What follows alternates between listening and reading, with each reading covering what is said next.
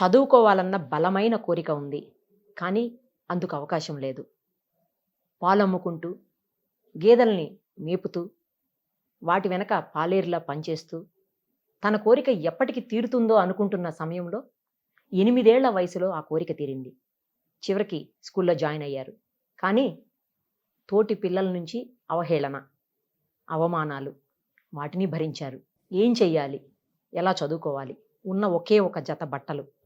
వాటినే వాష్ చేసుకుంటూ, డైలీ వేసుకుంటూ, ఫీజు కూడా కట్టుకోలేనటువంటి దయనీయ స్థితిలో మొత్తానికి చాలా గ్రాండ్‌గా ఫస్ట్ క్లాస్‌లో పాస్ అవుతూ టీచర్ అయిపోయారు ఆయన.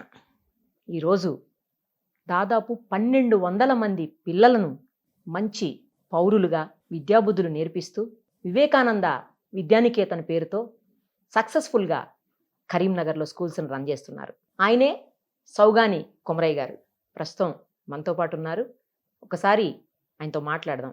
నమస్తే అండి కొమరయ్య గారు. నమస్కారం. గొప్ప పేరు కొమరయ్య అనేది. నిజానికి సౌగాని అని కొంచెం ఇంటి పేరు ఏదో కన్ఫ్యూజన్గా ఉంది నాకు.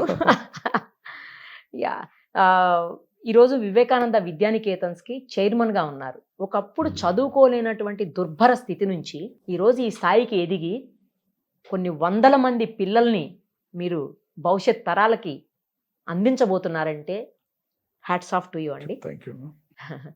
ఎలా అండి అసలు? అంటే చదువుకోలేనటువంటి దీన స్థితిలో అంటే కేవలం మీ పేదరికమా, లేకపోతే అమ్మా నాన్న చదువుకోలేకపోయినటువంటి సిచ్యుయేషన్సా? ఏ పరిస్థితులు మిమ్మల్ని చదువుకోనీయకుండా చేశాయి ఆ రోజుల్లో? అంటే వాస్తవంగా మా కుటుంబం అనేది ఒక వ్యవసాయక కూలి కుటుంబం. Okay okay. దాంట్లో మా ఫాదర్ మదర్కు మేము 7 సంతానం. వీళ్ళందరినీ కూడా చదివే పరిస్థితుల్లో చాలా వాళ్ళు ఇబ్బందులు పడుతుండేవారు. వ్యవసాయ పనులు చేస్తూ, వ్యవసాయ కూలి పనులు చేస్తూ, పాలమ్ముతూ ఇట్లా చేస్తున్న సందర్భంలో ఎవరిని కూడా పాఠశాలకు పంపే పరిస్థితి లేకుండా వాళ్ళకు. నా తోటి విద్యార్థులు చదువుతూ స్కూల్కి వెళ్తున్న సందర్భం చూసినప్పుడల్లా నాకు ఒక ఆలోచన వచ్చేది, వీళ్ళు హ్యాపీగా స్కూల్కి వెళ్తా ఉన్నారు, నేను కూడా వెళ్ళాలి అన్న ఆలోచన కలిగినప్పుడు నా అభ్యర్థన తల్లిదండ్రులతో చెప్పినప్పుడు వాళ్ళు నవ్వి, అందరూ పనిచేస్తూ ఉన్నారు బిడ్డ, నువ్వు చదువుకుంటే ఎట్లా అనే పరిస్థితి చెప్పినప్పుడు నేను కొంచెం ఇబ్బంది పడ్డా వాస్తవంగా. ఒకరోజు వాళ్ళకి చెప్పకుండానే నేను స్కూల్కి వెళ్ళడం జరిగింది. వేస్తే అప్పుడు హెడ్ మాస్టర్ గారు అన్నారు ఏంటంటే, బాబు ఇట్లా నువ్వు డైరెక్ట్ వస్తే నీకు అడ్మిషన్ ఇవ్వరు, మీ ఫాదర్ మదర్ తీసుకొని రావాల్సిందంటే, మా ఫాదర్ మదరు పనులకు వెళ్ళారు, మా ఇంటి పక్కన మాకు దగ్గర రిలేషను, నీకు అంత ఇంట్రెస్ట్ ఉంది కదా నేనే తీసుకెళ్ళి జాయిన్ చేస్తాను అన్నప్పుడు నేను వారి ద్వారా పోయి పాఠశాలలో జాయిన్ అయ్యాను. గవర్నమెంట్ స్కూల్ అది. ఇక్కడే రాంపూర్లో పుట్టి పెరిగిన నేను 7th క్లాస్ వరకు అక్కడే చదువుకున్నాను. వాస్తవంగా నాకు 8 ఏళ్ళు అప్పటికే వచ్చాయి. అప్పుడు క్లాసులో అందరికంటే పెద్ద ఉంటూ మరి క్లాసులో నేను కూడా ఒక లీడర్గా, మరి అదేవిధంగా క్లాస్లో ఫస్ట్ ర్యాంకు నాకే వచ్చేది. దానివల్ల టీచర్స్ అందరు కూడా నాకు ఒక రెస్పెక్ట్ ఉండేది. పిల్లలు నా తోటి క్లాస్మేట్స్ అందరు కూడా అరే అనే పదం నేను వినలేము ఎప్పటికి కూడా. అన్న అన్న అనేది నన్ను చూస్తే గౌరవం ఉండేది. ఇట్లా 7th అయిపోయిన తర్వాత ఇక్కడే స్థానికంగా సిఎస్ హై స్కూల్లో, అది క్రిస్టియన్ మైనారిటీ ఇన్స్టిట్యూషన్, అక్కడ అడ్మిషన్ దొరకాలంటే అది కో ఎడ్యుకేషన్. నా హైట్ పర్సనాలిటీ చూసి వాళ్ళు అక్కడికి అడ్మిషన్ ఇవ్వడానికి నన్ను రిజెక్ట్ చేశారు వాస్తవం. అక్కడ ఉన్నటువంటి 7th క్లాస్ హెడ్ మాస్టర్ నాకు నిజంగానే ఇప్పటికి కూడా మార్గదర్శకులే. మా హెడ్ మాస్టర్ నవనీత్ రావు గారు అని, వారే నన్ను స్వయంగా సైకిల్ మీద ఎక్కించుకొని పోయి సిఎస్ఐలో జాయిన్ చేయడం జరిగింది. 8th, 9th, 10th అక్కడే చదివి intermediate first year second year అక్కడే నేను చదువుకున్నాను. ఆ చదువుకున్న సందర్భంలో స్టూడెంట్స్ అందరు కూడా నాకు కొంచెం ఫ్యాన్గా మారారు. ఎందుకంటే క్లాస్ టాపర్తో పాటు అన్ని ఆటల్లో నేను ఛాంపియన్ వస్తాను. ఫస్ట్లో అందరూ అవమానించారు. అంటే నన్ను చూస్తే పక్క కూర్చోవడానికి కూడా ఇబ్బంది పడేది. ఎందుకంటే ఈ డ్రెస్ అపియరెన్స్ బాగా లేకుంటుండే, ఒకటి వేసుకొని పోయేది.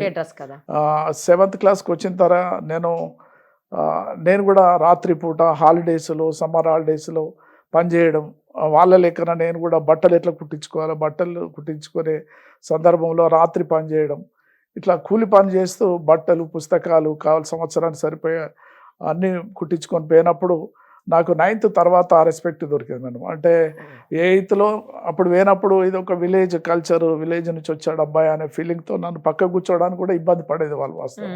ఎందుకు ఇట్లా జరుగుతుంది అన్నప్పుడు నా వేషధారణ అవన్నీ గమనించిన వాళ్ళు కూర్చొనిచ్చేది కాదు. అదే 10thకి వెళ్ళిన తర్వాత వాళ్ళకంటే ఎక్కువ 20 డ్రెస్సులు 30 డ్రెస్సులు కుట్టించుకోగలిగాను నేను పని చేసి స్వయంగా. సూపర్.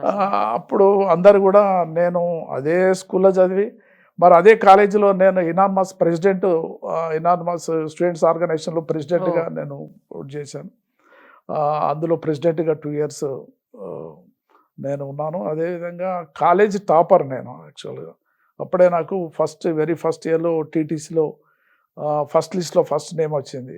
టీటీసీ సెలెక్టెడ్ అని అన్నప్పుడు నేను టీటీసీ చేస్తే నా లైఫ్ ఇక్కడికి ఆగిపోతుంది, నేను ఎట్లయినా చేయాలి, డిగ్రీ చేస్తే మనకు సమాజంలో ఒక రెస్పెక్ట్ దొరుకుతుంది అన్న ఆలోచనతో ఇక్కడే ఉన్నటువంటి స్థానికంగా ఎస్ఆర్ఆర్ కాలేజ్, మేము ఉండే ప్రదేశానికి రాంపూర్ నుండి ఎస్ఆర్ఆర్ కాలేజ్కి రావాలంటే దాదాపు ఒక 8 kilometers దూరం.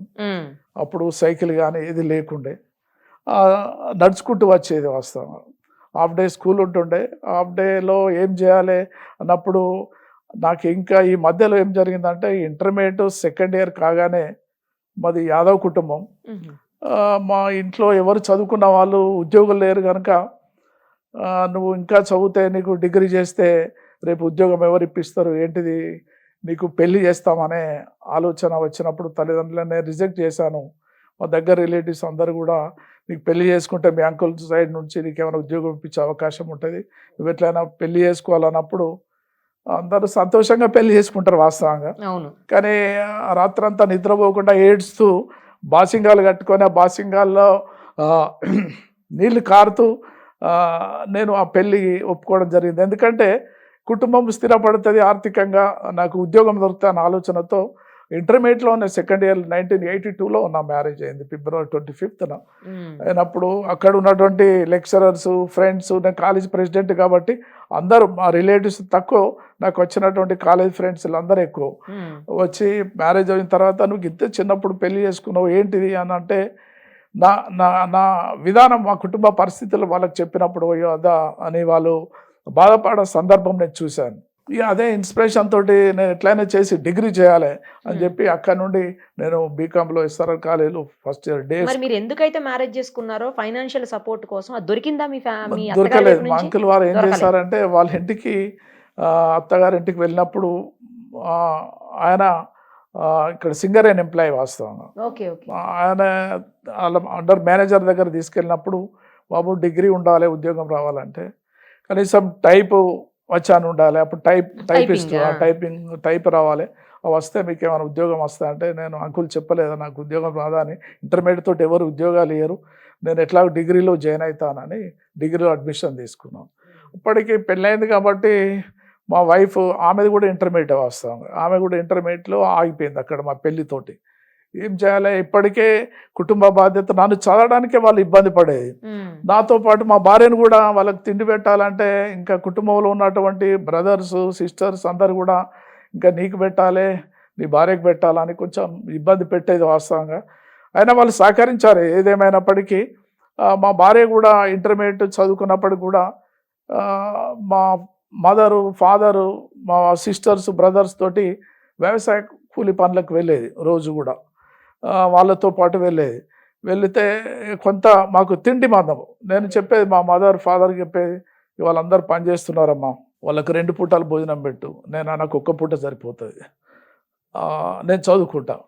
ఆ నేను డిగ్రీ వెళ్ళాను. డిగ్రీకి వెళ్ళిన తర్వాత ఇంకా ఖర్చులు ఎట్లా వెళ్తాయి, ఒక పని చేయాలంటే ఒక సమ్మర్ హాలిడేస్లోనే చేస్తాం, రాత్రిపూట పని చేస్తాం, ఇవి సరిపోవు, కుటుంబము భార్య ఉన్నది కాబట్టి ఏం చేయాలన్న ఆలోచనతో ఇక్కడ డాక్టర్ మాడేకర్ అని ఉంటాడు, డాక్టర్ ఫిజిషియన్ ఆయన, నేను అక్కడ అసిస్టెంట్ ల్యాబ్ టెక్నీషియన్గా నేను జాయిన్ ఒక 3 years పార్ట్ టైమ్గా ఆఫ్టర్ కాలేజ్ తర్వాత అక్కడికి వెళ్ళి 8 తర్వాత ఇంటికి వెళ్ళేది.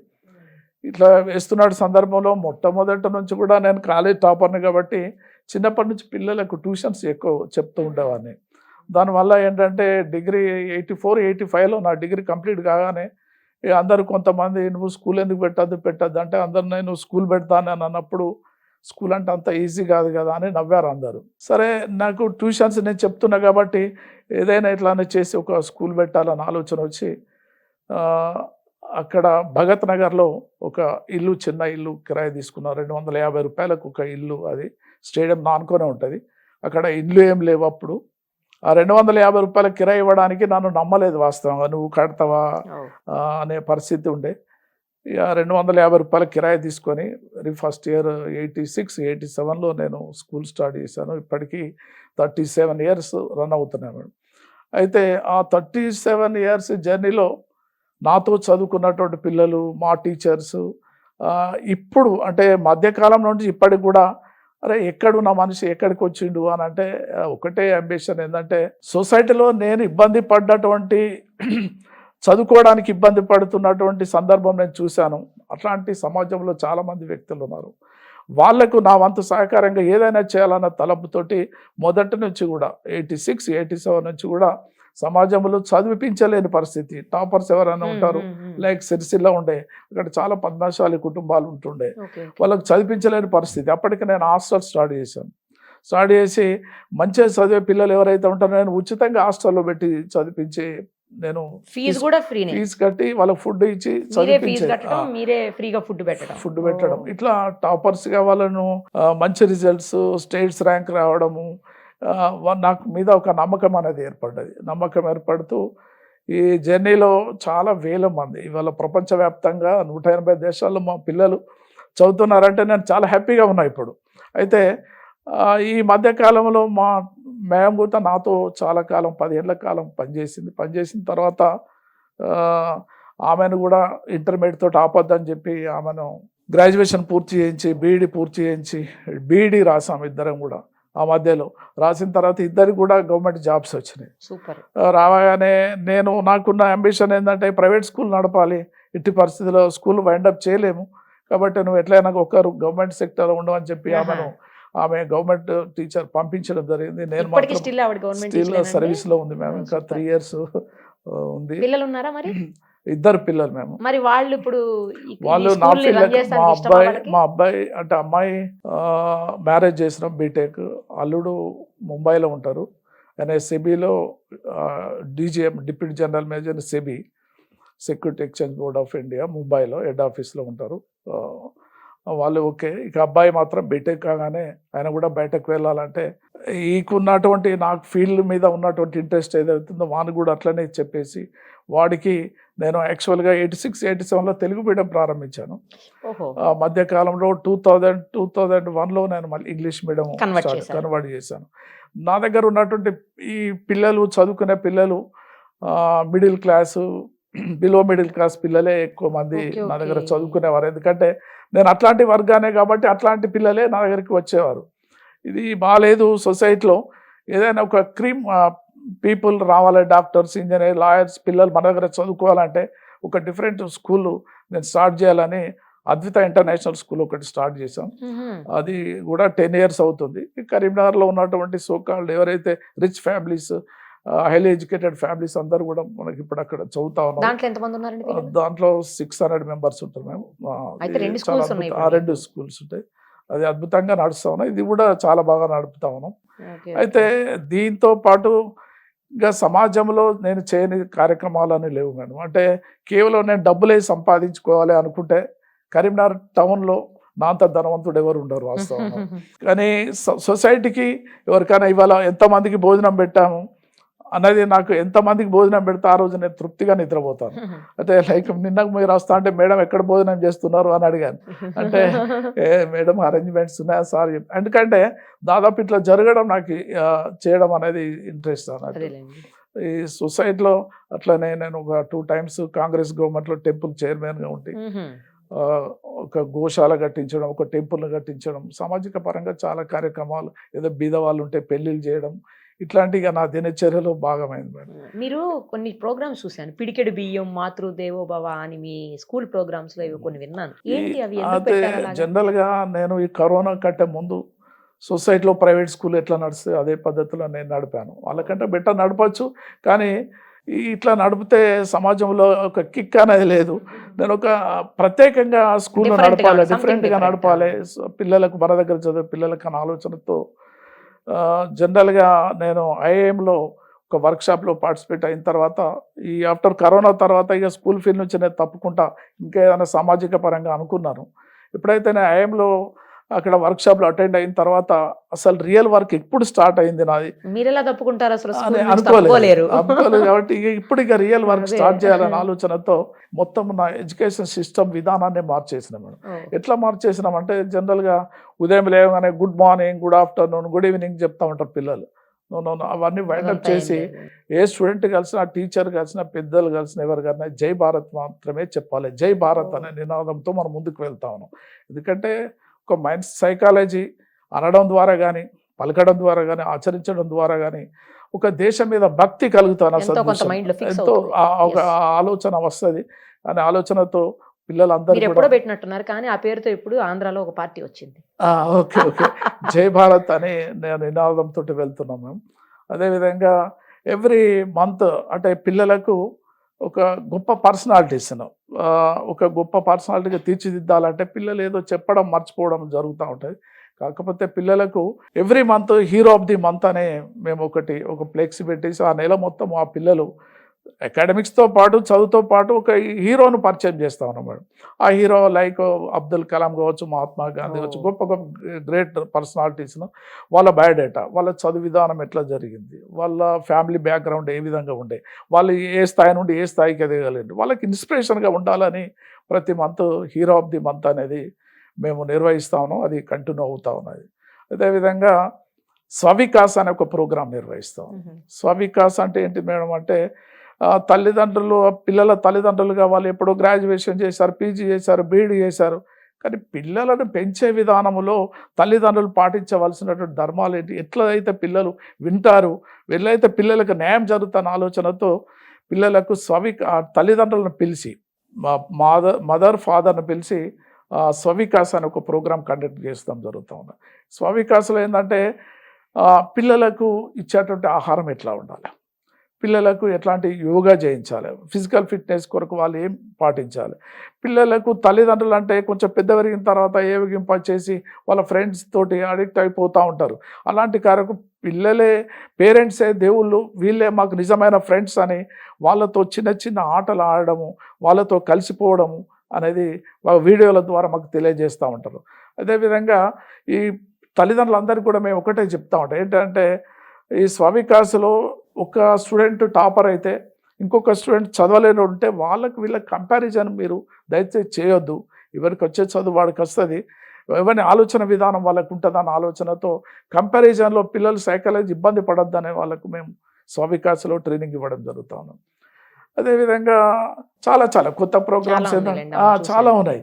అయితే ఈ పిడికెడు బియ్యం ఏంటి, నాకు అది కొంచెం వెరైటీగా అనిపించింది. పిడికెడు బియ్యం అనేది ఏంటంటే పిల్లలు లైక్ 8th క్లాస్ పిల్లలు ఒక ప్రోగ్రామ్ చేస్తూ ఉంటారు. ఒక అకాడమిక్ ఇయర్ 12 నెలల్లో వాళ్ళు ఒక 6 మాసాలు ఎవ్రీ సెకండ్ సాటర్డే వెళ్ళి వాళ్ళ ఇంటి దగ్గర నుంచే కొన్ని బియ్యం తీసుకొని వస్తారు. అందరూ కూడా ఒక పిడికెడు పిడికెడు కానీ ఎంత వీలైతే అంత తీసుకొని వచ్చేసి వాళ్ళే స్వయంగా దానికి కావాల్సిన కూరగాయలన్నీ తీసుకొచ్చి వండి ఇక్కడ సొసైటీలో ఉన్నటువంటి అనాథ శరణాలయాలకు ఎక్కడికైతే ఉన్నదో వాళ్ళకు తీసుకొని వెళ్ళి వాళ్ళకి సర్వ్ చేయడం జరుగుతుంది.